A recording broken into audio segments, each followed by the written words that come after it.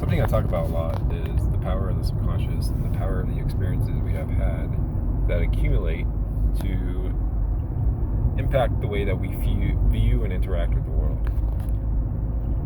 And something that is directly in line with this is trauma. Specifically, how trauma changes how we view the world.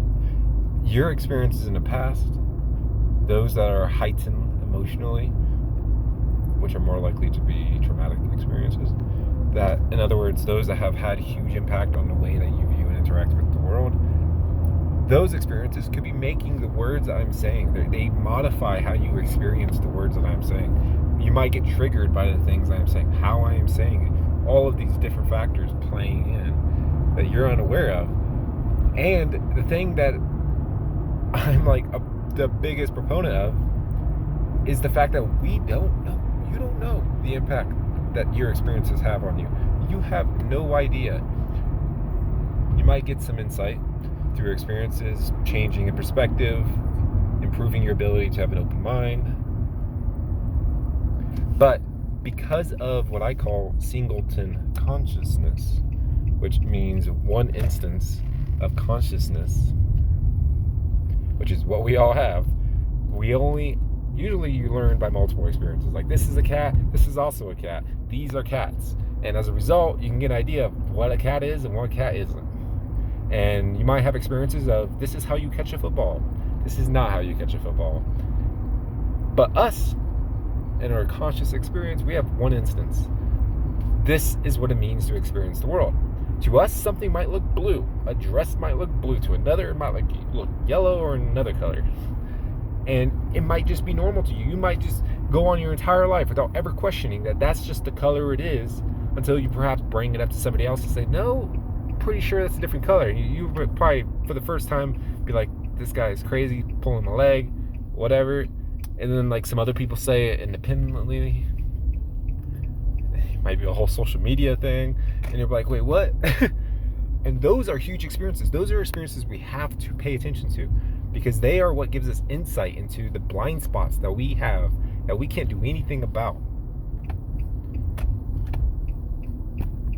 And the way we do that is by exploration, by getting more experiences, trying novel things, being an extremist, going and doing extreme things, extreme experiences that really shake up our worldview and demand that we either reconsider how the world works or we just drop past beliefs.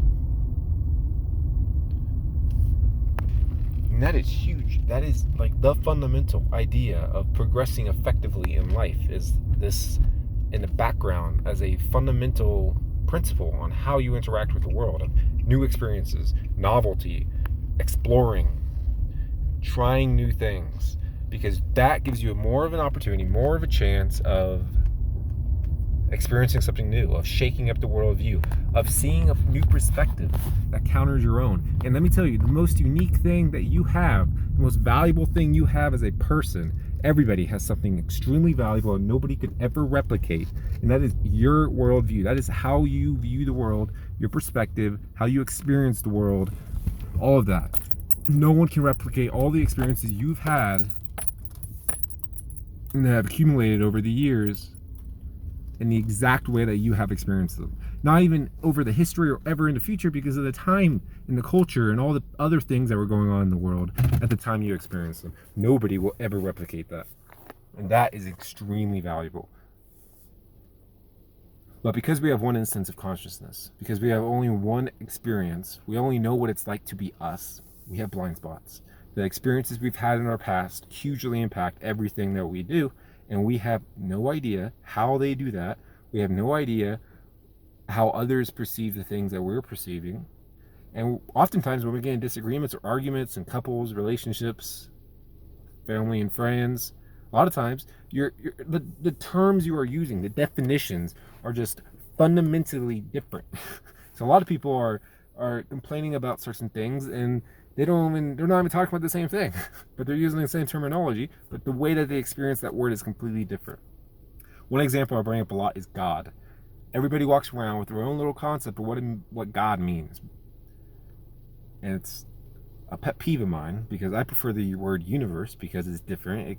If someone hears that in the context of where God usually is, like just have faith in God instead of that have faith in the universe, or just that's what the universe, that's how the universe works or whatever, that catches attention because it's novel, because it's different.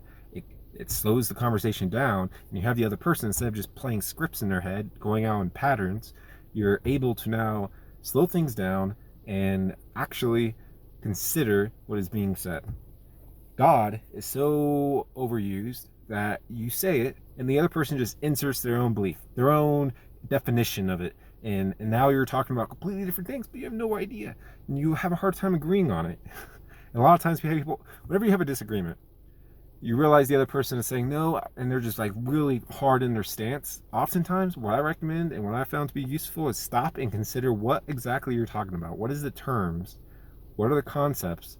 And then make sure that you clarify how you're defining what you were talking about. And if you can't do that, that's a means of becoming a writer, or not necessarily becoming a writer, but writing, journaling. Think more, improve your ability to critically think, and really think about the things that come out of your mouth.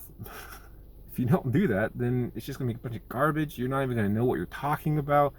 Like, trust me, the scholars, the intellectuals of the world, those are people who have deeply thought about a lot, and that their actions, their decisions in life, how they interact, and the words they use, they're very strategic, and they have at least thought about them quite a bit.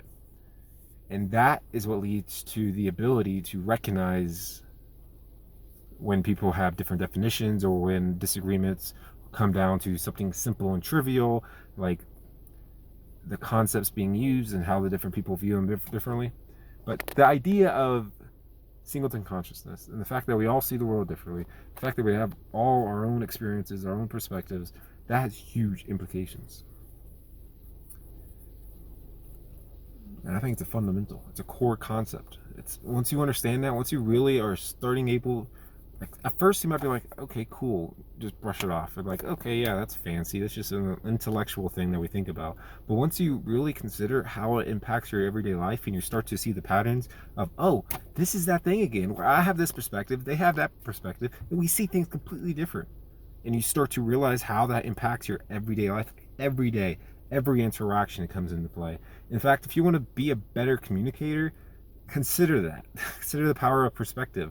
If you want to show up better in relationships, or if you just want to like be able to connect to people better and be a better conversationalist, like being able to like get out of your head, recognize what they're thinking, recognize what you're thinking, be able to define what you're thinking, you're going to come up with so many more interesting questions, because now you're getting to the core, the deep part of it. People are going to be like, wow, I've never been asked that before. That's a really good question. Like, I get that all the time as a result of my ability to think deeply, and having thought deeply about the things I talk about, the different concepts, my ability to recognize when perspectives change. And that's something I love talking about with people, is their view of the world, their definitions, how they show up, the specific things that they do that are slightly different than mine, and like understanding what led them to that.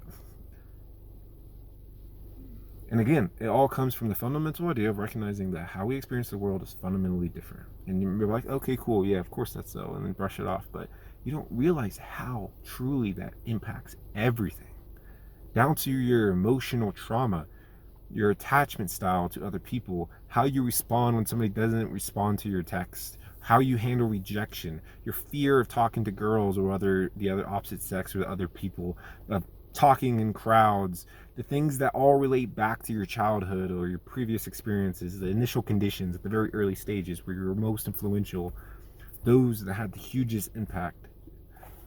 Those are the things that just have profound, how you even like drink from a cup, how you hold the cup, how you hold a fork, how you fold a towel. Like, so many different things come from the past experiences, and some of them are trivial, like folding towels and how you hold a fork. But a lot of them, like, once you start realizing that, you start to like see the depth of other people. You start to see how fundamentally unique people are.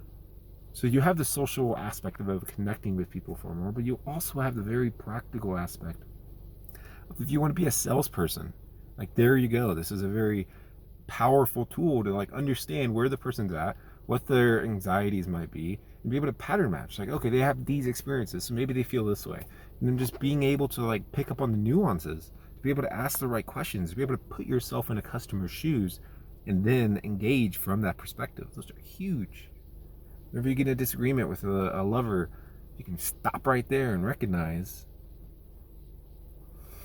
what's being talked about and how that might differ in their eyes, the terms and how they experience it. And then you'll be like, if you truly have interest in how the other person experiences the world, and that is the thing that you find fascinating by interacting with others, then there's like no interaction that you don't show up and be someone interesting. You don't show up and be someone that others, I mean, you're just going to be someone that people like because you'll be interested, truly, genuinely interested in them, and you'll be a strong conversationalist. Plus, you'll be able to understand the nuance, so you come across very intellectual.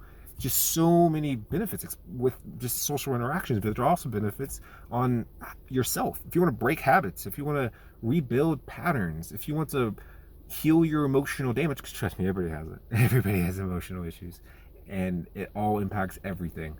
And if you have not consciously and deliberately worked on that and really delved into the areas that you're broken, then I guarantee you got some shit you haven't looked at. And the only way to address it is by like really digging into it, journaling, writing about it, talking. Like, you got to articulate, dude. You got to articulate. You can't just let it go in the background, but just see it at a glance. You have to be able to like consciously bring it to mind. Once you could put it words to it and put it in a fluent sentence that goes from one word to the next fluidly and follows the logical structure of a language, then that is in the conscious mind. And once it's in the conscious mind, you have awareness to it. Once you have awareness to it, you can start plucking into certain spots on it to hook in and change it. You'll be able to start recognizing in your everyday life. That's the power of naming things, adding a concept to something. Like, if you can take an action or a behavior and put a name to it, like, you'll be able to bring it to mind and think about it so much more efficiently. That's like the fundamental idea of language, of like why people bring up terms, or you want to get really efficient at a new martial art or something, and you want to name these moves. That allows you to think about them more effectively, allows you to communicate to others with it more effectively. It brings it to mind and helps you with your experience. So you can use this concept of singleton consciousness, of the fact that we all have our own unique perspective, that we have blind spots, to change patterns, to recognize habits, and recognize how your past has impacted it. You can start to break down behaviors into their very nuanced spots